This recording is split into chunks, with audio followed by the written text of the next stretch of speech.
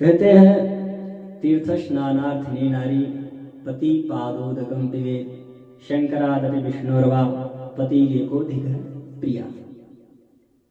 ये कर्मठ गुरु के पृष्ठ संख्या 143 का श्लोक है, जो नारियों के 16 श्रृंगार बताए गए हैं। उनसे पहले श्लोक आता है, इसके बाद श्रृंगार बतलाया गया है।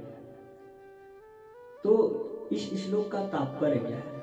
कहते हैं तीर्थ स्नानार्थिनी नारी पति पादोदकम पिबेत। यदि सौभाग्यवती स्त्री को तीर्थ स्नान इत्यादि का जिज्ञासा हो, इच्छा हो, हर किसी को इच्छा होता है तीर्थ स्नान करने का, देवालय में जाने का, पर जहाँ सुलभ नहीं है, काफी दूरी है, विडंबना है, तो उनके लिए बताया गया है। इच्छा जागृत है पर वहां जा नहीं सकती, तो वो अपने पति की पादोदक को ही पी ले। पादोदक मतलब पैर को धो ले अपने पति को और उसी को पी ले। अब पीने का मतलब ये नहीं कि पूरा पेट भर पीना है। हो सकता है पति का पैर साफ नहीं हो, मिट्टी लगी हो, आप पेट भर पी लिए, मिनरल वाटर डेली पीते हैं, एक दिन मिट्टी वाला पानी पी लिए, तब तो आपको डॉक्टर के पास जाना पड़ेगा। नहीं, जैसे आप गंगा जल का थोड़ा सा पान करते हैं, उस प्रकार पति के पादोदक का पान करिए। और ये भी आपके मन में जिज्ञासा हो रहा हो, क्यों भाई क्यों? क्योंकि प्रश्न ही प्रश्न है संसार में, उत्तर कौन ढूंढता है? सब प्रश्न ही निकालते हैं। और हमें पता है कि इस वीडियो को भी शॉर्ट करके सब कुछ न कुछ प्रश्न डालेंगे इसमें, पर कोई प्रॉब्लम नहीं। प्रश्न का आंसर देना ही तो हम लोगों का कार्य होता है। और जिस गुरु से प्रश्न नहीं किया जाए, जिससे प्रश्न ही नहीं किया जाए, मतलब क्या है? प्रश्न आता है तो बड़ी उत्सुकता होती है, भाई अरे हमें नहीं पता है तो अपने गुरु से पूछ कर बताएंगे, किसी न किसी माध्यम से अगला वीडियो तो जाना ही है, तो डाल दिया जाएगा। अब देखिए मेरा टॉपिक था क्यों ऐसा किया जाए, क्यों पति के पादोदक को पिया जाए। क्योंकि बतलाया गया है कि सौभाग्यवती स्त्री के लिए भगवान ब्रह्मा विष्णु महेश इन सब देवताओं से बढ़कर भी उनके पतिदेव ही कहे गए। और भागवत जी में भी एक श्लोक आया है, प्रथम खंड के 7वें स्कंद के 11वां अध्याय का 25वां श्लोक 25। ये इंग्लिश वालों के लिए बोला हूँ 25, जो काफी इंग्लिश में बातें करते हैं, शायद समझ जाएंगे। ये श्लोक क्या आया है? स्त्रीणां च पतिदेवानां तच्छुश्रूषानुकूलता तद्बन्धुवनस्फूर्तिश्च नित्यं तद्व्रतधारणम्। इस श्लोक का तात्पर्य ये है कि अपने पति का सेवा करना और उनके अनुकूल रहना और पति के प्रत्येक आज्ञा का पालन करना, उनका सर्वदा ध्यान रखना और उनको ही ईश्वर मानना, यही पतिव्रता स्त्रियों का परम कर्तव्य होता है। क्यों? अब देखिए रामचरितमानस में भी तो बतलाया गया है कि जब माता सीता का विवाह हो रहा था, तो विवाह के पश्चात जब विदाई होने लगी, तो माँ सुनैना ने उन्हें अपने गोद में बिठाकर बड़ा सुंदर उपदेश दिया। कहा, बेटा सास ससुर गुरु सेवा करहु, पति रुख लखी आयुषु अनुसरहु। सास ससुर गुरु और वृद्धों की आप सेवा करना और पति के रुख को देखते हुए उनके आदेश के अनुसार ही प्रत्येक कार्य करना। लेकिन अब क्या है भैया, विषम संख्या है, बिल्कुल विषम, बिल्कुल उल्टा। क्या है, सास ससुर गुरु सेवा न करे और पति रुख लखी आपस में झगड़े हों। बिल्कुल बिल्कुल उल्टा। किसी का दो बात बर्दाश्त ही नहीं हो पा रहा है। पावरफुल बर्दाश्त कहां से होगा। और यही कारण है कि घर में कलह क्लेश। एक दो कारण थोड़ी है, मूल कारण तो यही सब है कि आपस में प्रेम नहीं है। जिसको 7 जन्मों के शायद साथी माने जाते हैं, जब उनमें ही नहीं प्रेम है, आपस में कलह करते रहते हैं, तो अन्य लोग करेंगे ही। तो अब इतना भी तो आप लोग को ज्ञान होना चाहिए। आप जितने लोग बैठे हैं माताएं बहनें काफी पर्याप्त मात्रा में, और ये चीज तो सब लोग जानते होंगे, शायद टीवी के माध्यम से, सीरियल के माध्यम से तो सब लोग देखे होंगे कि पतिव्रता स्त्रियों में इतना पावर होता है कि माता सती अनसुईया ने त्रिदेव मतलब ब्रह्मा विष्णु महेश तीनों लोगों को 6 महीनों के बच्चों की भांति बना दिया। क्या था, दिवाले जाती थी, किसी देवता का पूजा करते थे,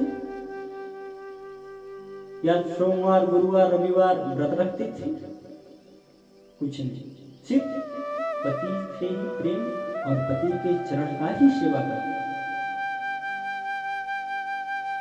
और पति के सेवा से देखिए, उनके सेवा के प्रताप से देखिए इतना शक्ति, दिव्य शक्ति उनमें जागृत हो गई कि वो जो त्रिदेव माने गए हैं उनको ही बच्चों की भांति बना दिया। अब हम क्या समझाएं, जब मंडप में वर पक्ष के ब्राह्मण समझाते हैं, तब तो आप लोग शायद सुनते होंगे, वर पक्ष में भी लोग, सब लोग सुनते होंगे भाई, क्योंकि उसमें गाना बजाना स्त्रियों का बंद करवा दिया जाता है। जो उसमें के एक मुखिया होते हैं, मंडप में बैठे थे, ए भाई बंद करो बंद करो, पंडित जी कुछ कहने जा रहे हैं, तो सप्तपदी उसे कहते हैं। 7 वाक्य लड़की का होता है और 5 वाक्य लड़का का, कन्या का 7, वर का 5, ऐसा माना गया है, सुनाया जाता है ब्राह्मण के माध्यम से। ब्राह्मण पहले 5वें वाक्य का पहला वाक्य क्या बोलते हैं, क्रीड़ा शरीर संस्कार श्वायुत्सव दर्शनम हास्यम परिग्रह आनंद ये पुरुषिक भक्ति का। हे प्रिय, मेरे घर न रहने पर क्रीड़ा, हंसी मजाक, हास परिहास, देव दर्शन, अनेका अनेक श्रृंगार के समाधियों से अपने शरीर का सजाना बजाना, दूसरे के घर आना जाना, ये सब कार्य आपको नहीं करना होगा जब मैं नहीं रहूं। ये सब जब तक मैं रहूं तभी तक आपको करना होगा। लेकिन आज शिव शिव बिल्कुल उल्टा। आज जब तक पति है तब तक तो हाथ की चूड़ियां कहीं फूटी तो कहीं कोई करूं, चेहरा गिरा क्योंकि कलर चल रहा है, चेहरा गिरा ही है। जहां पति धनोपार्जन के लिए गया बाहर, खिला चेहरा,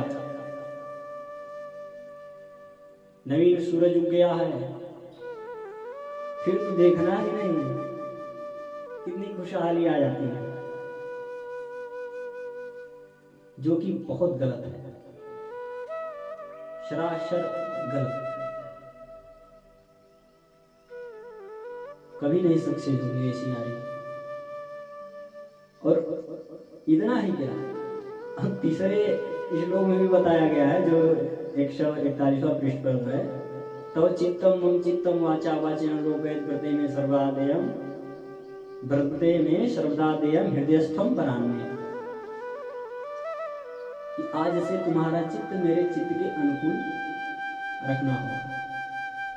लेकिन आज बिल्कुल या हमें ये काम करना है, ये काम हम लोग कर लें, नहीं वो नहीं कर लें, ये कर लें, उल्टा मुझे वहां जाना है, नहीं जाना है। गृह मंत्री तो बड़ा टाइट हो गए हैं आजकल, कहां से चलेगा भैया। हम तो यही कहेंगे कि गृह मंत्री का अच्छे से विचार करके जो है कि चुना जाए, गृह मंत्री को पहले अच्छे से विचार कर लिया जाए, इसके बाद बनाया जाए। ऐसे नहीं कि किसी को गृह मंत्री बना दो और फिर फंस जाओ। शादी विवाह कोई सामग्रियों की खरीदारी नहीं होती है, ये 7 जन्मों के संबंध माने जाते हैं। और 7 जन्म तो आजकल कोई कहाँ जान पा रहा है, पर कम से कम 60 साल तो मान ही लीजिए कि 60 साल तो आपको जब तक रहना है तो साथ ही रहना है। 20-25 पे आप शादी करेंगे तो 60 साल तो कम से कम 80 साल तो आपकी आयु होगी, 80-85। कैसे झेलेंगे? गृह मंत्री भी गड़बड़ आ गया था तो गृह मंत्री अगर बनाए तो माता पिता के निर्देश के द्वारा ही बनाए, क्योंकि मैंने जितना शब्द बोला है ये उल्टा है। आपको 99% ये जो प्रेम विवाह चल रहा है इसी में मिलेगा आपको। माता पिता के अनुकूल वाले तो कभी नहीं पाएंगे आप, ऐसी त्रुटियां नहीं पाएंगे। प्रेम विवाह वाले में पाएंगे। और काम किसका होता है? सर पे चढ़ाना। जो प्रेमी होते हैं वही सर पे चढ़ाते हैं। एक की गलती से गलती थोड़ी होती है, अनेक प्रकार की। और चौथे श्लोक में कहा गया है मम तुष्टि से कर्तव्य बंधुना भक्ति मात्रा आज्ञा परिपालस्या पतिव्रत परायणे। हे पतिव्रते, तुम्हारा परम कर्तव्य है कि मुझे जिस प्रकार संतोष हो उसी प्रकार सारे कार्य करना। लेकिन संतोष जिस प्रकार उस प्रकार कार्य करेंगे कहां से? आप तो प्रेम विवाह में गलत निर्णय ले लिया है, करेंगे कहां से? तो यही कारण मूल यही है। बिना सोचे, बिना शास्त्र सम्मत आप कोई कार्य करेंगे। अब कितने लोग कहते हैं अरे जो मंडप में विवाह नहीं कर रहे हैं, जो प्रेम विवाह कर रहे हैं नहीं कर रहे हैं, क्या उनका जीवन नहीं चल रहा है? क्या उनको बच्चे नहीं हो रहे हैं? हो रहे हैं, सब हो रहे हैं। कोई अल्पायु तो कोई एक्सीडेंट, तो किसी के जीवन में कलह, यही हो रहा है भैया। शास्त्र सम्मत आप चलेंगे, शास्त्र की बात मानेंगे तो आप कभी भी भटकेंगे नहीं। आपको सही मार्ग देगा शास्त्र। सनातन ही एक है जो सही मार्ग बताता है। अन्य जगह आप जाएंगे तो पक्का भटकेंगे, इसमें संदेह ही नहीं है, बिल्कुल संदेह नहीं। 100% होता है, लेकिन मैं 110% की गारंटी दे रहा हूं। शास्त्र सम्मत से रहेंगे तो कभी नहीं भटकेंगे, लेकिन शास्त्र से के विरुद्ध हुए तो पक्का भटकेंगे। और शास्त्र से जो बाहर जा रहे हैं तो वही होगा उत्पातात् योग कल्पते। उत्पात का कारण वही होता है, क्या? कि आप भटकेंगे। तो ऐसा नहीं करिए, शास्त्र का सहारा लीजिए और श्री कृष्ण को भजिए। बाकी सब में राधे राधे, और क्या है, सब जीवन राधे राधे है। जय श्री राधे।